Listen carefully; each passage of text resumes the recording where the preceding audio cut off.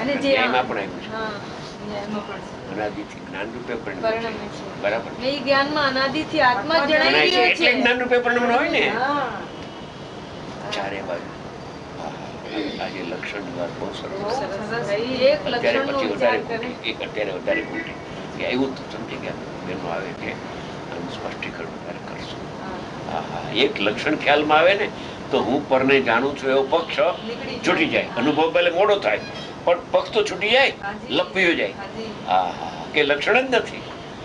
આખી વિપરીતતા ટળી જાય. વિપરીતતા ટળી જાય. બસ. પછી ભેદ ટળી જશે. ભેદ ટળી જાય. પછી ભેદ ટળી પછી તો ઘરમાં આવી જશે. આવી ગયો, ઘરમાં જ આવી ગયો ને. એ ઉપયોગમાં આત્મા જણાય છે એમાં આવી ગયો ને. પર જણાય છે બહાર નીકળતો તો વયો ગયો. હા.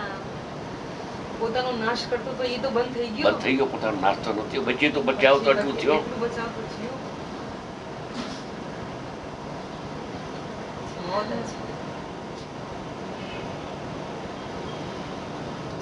હા.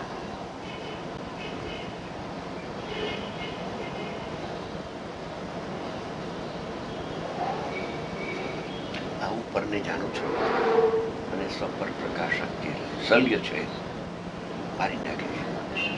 સપર બેને જાણે છે. સપર પ્રકાશક નો અર્થ સમજતા નથી કે પ્રતિભાસનું નામ સપર પ્રકાશક છે. બેને જાણે છે ક્યાં ઈ?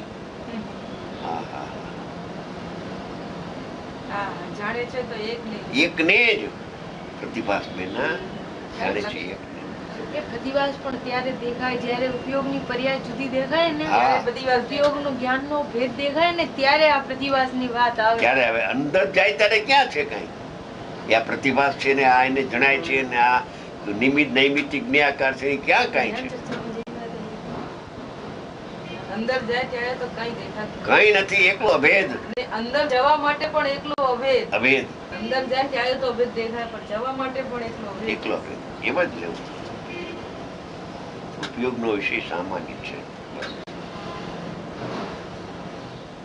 જાણનારો જણાય છે એ યથાર્થ છે.